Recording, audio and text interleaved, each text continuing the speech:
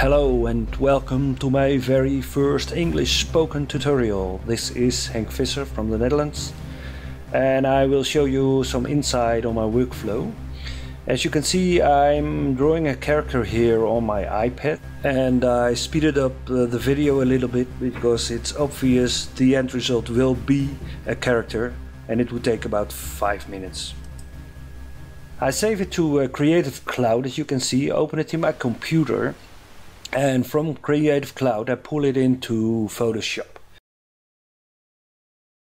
And you can see I have a special layer in Photoshop, a kind of template, and that will help me to resize my character, because when you draw a character in Adobe Draw on the iPad there will not be constrained file sizes.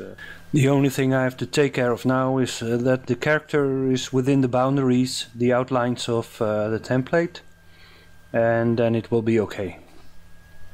When I've resized it, I save it and then I pull it into After Effects. And in After Effects I have worked on the template with DuIK-Rigging. And the fun part is that when I replace the layer of the template with the layer of the character, it will inherit all the animation I've made on this template, which means I can take my iPad and draw characters anytime and anywhere I like, and then come home and put them on the template and have them walking about. So within, like, say 10, maybe 15 minutes, I have the character walking from scratch.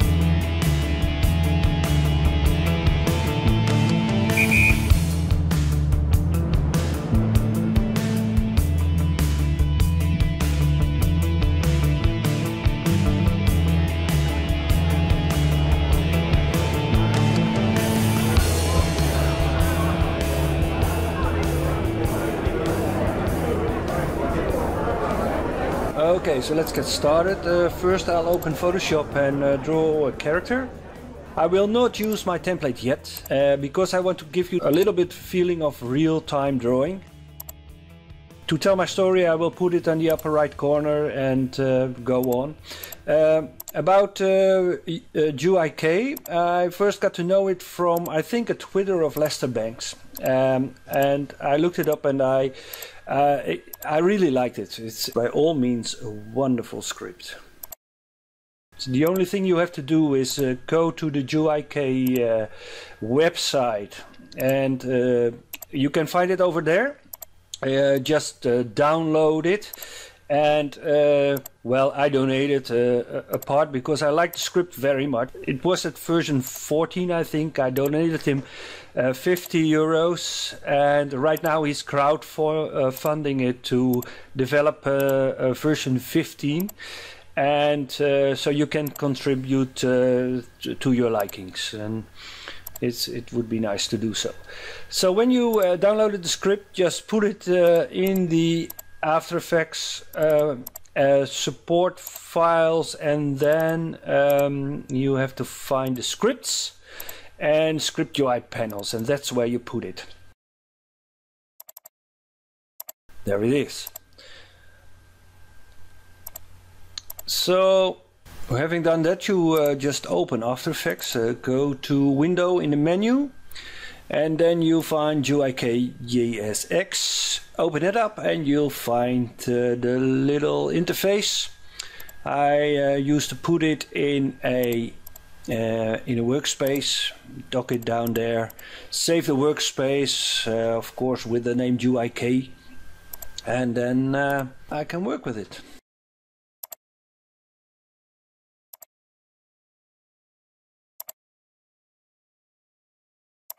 When we take a closer look at the interface, you can see that apart from rigging, there's a lot of more stuff going on. I must be honest to tell you, I don't know anything about it yet, and but I'm sure there will be tutorials, so I'll just wait to find out what's going on over there. In the meantime, the character is almost done. Coloring some parts.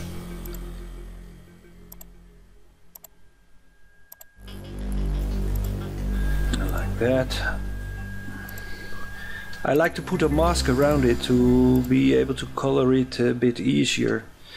You can see this is a very simple shape. It's just for the purpose of rigging. I save it with an alpha channel and then it's ready for us to get it into After Effects and start rigging. So heading over to After Effects, you can already see the DuIK workspace over there. I have docked the interface and I'm going to import my character over here, put it on a comp like so, and then maybe resize, rescale it a bit, like 150. Make sure it's in the middle and not touching the edges, so this will be alright. So what we need now is, and when you open this auto rig part, you can see a list of puppet pins you will need. So what we have to do now is work down that list. So I put one on the head, I put one on the neck, I put one on the body, the pelvis. You can see I have a high rate, I think the maximum rate, yes, it's the maximum rate of triangles. You can show the mesh if you want to. I prefer it unchecked. Okay, let's head on. The left arm, left forearm, left hand, right arm, right forearm, right hand.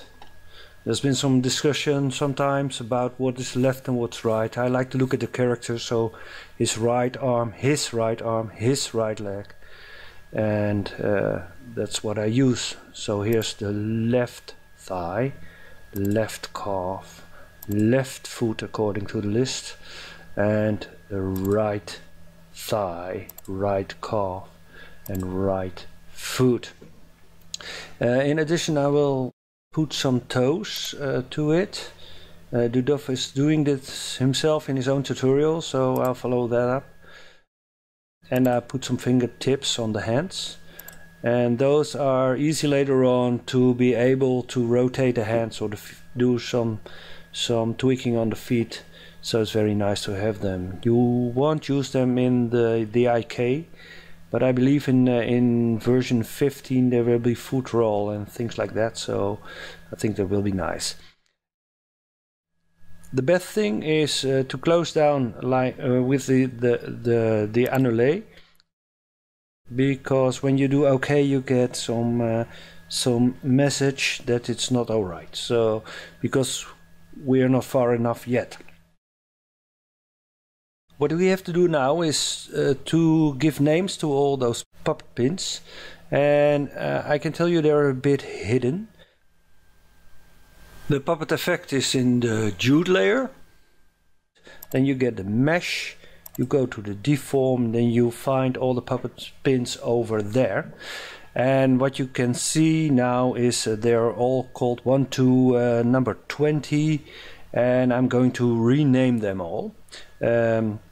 What you can see here is I checked them. The first one I did was the head, the second was the neck. So what I do is when I rename them, I also check them. It's a very good thing to check that once again. I'm a very bad typer, so what I did is I took this little handy notebook and put in the names before I did everything else. And the fun is, so when I close down this project and I open a new project, it's still there, so that's very nice. I don't like typing that much. What I'm going to do now is typing. So let's see, it's the head. I check the head. I can also use Ctrl+C, Ctrl+V, but I'll work on the list now and I'll pause the video for a while. Okay, I've done that. It took me a minute or what. I haven't figured out yet if copy pasting from the list is quicker than typing it right away. But anyway, all the puppets have their names now, and we can now add bones to them. And this is how it works. Just select all the puppets. This time including the toes and fingers, because they will need bones later on as well. Let's put this up for a while, then tick bones. So we now got all the bones, and they don't have their names yet, but this is very easy. I found out when you pick out one of the bones and click on rename, then suddenly all the bones have their bone name with the B prefix, and this is all right. So what we need now for the auto rig is everything except the toes and the fingers. So what I normally do is give the layers another color, like yellow or something like that. And now I select all the others and call the auto rig. And what you see here is that this is all filled up. The head has the bee head, the neck has the bee neck. Those are all the bones. And when we click OK now, then suddenly a lot of layers are added there. And those are the controller's layers. So you don't need to make them yourself. They're there. What I do here normally is give them another color as well, and the master I give another color to have a better look at it. What you may have noticed is that the pelvis, there's two pelvises and they're both in the same place. So to distinguish them, I give one of them an orange color, and the other one, this is more the swing pelvis, so I rename it and call it pelvis swing. For me it's easier to know which is which later on in the animation part. Another thing we have to do is connect the toes to the feet and the fingers to the hands. So this is just by parenting them to the right foot and the right hands.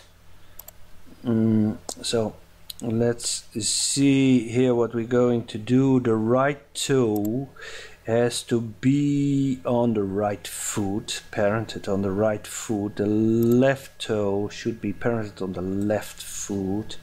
The left fingers would be nice if they were on the left hand, and the right fingers on the right hand. Okay, so that's okay as well. Another thing I do is when I don't need to see things in the animation, I hide them. Maybe the toe would be nice to see, the yellow ones, so I hide them and get a much cleaner view of what I'm doing. Only see the controllers over here that I really need. Well, I don't see the hand controllers. I did hide too much over there, so here's all my controllers. And another thing is I use the DuIK to get rid of all those layers because I won't need them. I will need a DuIK. I will need the DuIK visual as well. So when I do DuIK now and I close this one, everything is much cleaner. Put the DuIK on top of it, and in fact that is almost all. There's one thing I forgot. When I actually get the pelvis over here and put it on rotation, you can see that the legs are bending the wrong way, and this is because they are orientated wrong, and DuIK has made a little adjustment in the effect controls. So when you select feet, like the left foot, there's a checkbox over there. You can uncheck it, and the right foot as well. Just uncheck it, and now you will see that when we bend the knees, it will be all right. So when this all is done, I think we're ready to go for animation. But animation was not the main purpose of this video. What I wanted to show you is the advantage of using a template to put the characters in your After Effects animations using DuIK. In fact, DuIK has 3 approaches. You can divide up your character in limbs and give every limb its own layer and then animate it. The other way is to use the puppet pin method, which I prefer, and you can also do a hybrid and use the puppet pins on certain limbs. It's all your own decision what suits best for you. All functions and methods are well explained on the website, and you can find some third-party tutorials as well in English by Mikey Burrup and Stuart Amos, and they're crystal clear. So why did I choose for the puppet pin method? I'll show you in a simple way. When you have a shape and you put puppet pins on them, you get this mesh. And when you animate this mesh by moving a pin, like so, so now you have an animation, and when you replace this shape with another one, you can see that only the mesh part of the shape is affected. The outside, this is square now, is not affected by the mesh. With this knowledge, you know that everything within the mesh is always affected.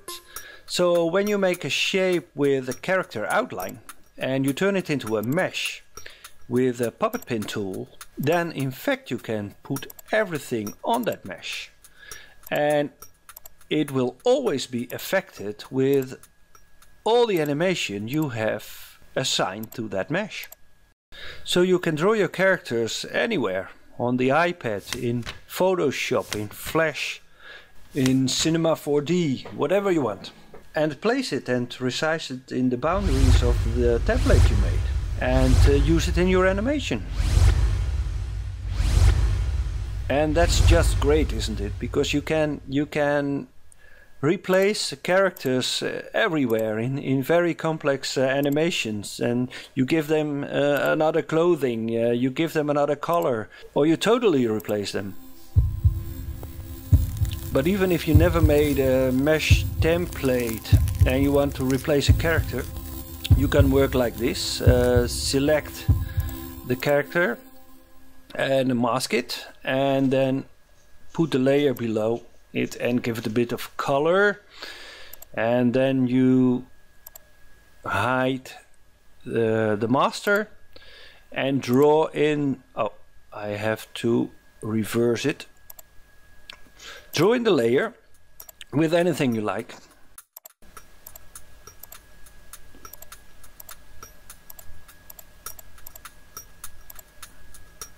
Like that. I keep it real time this time, so you can see how swift it works. Okay. Hide the other layer, save it, and okay, jump into After Effects, and there it is.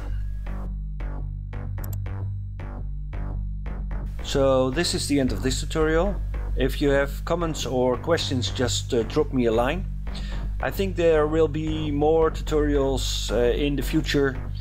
Just keep an eye on it, and see you later. Bye bye.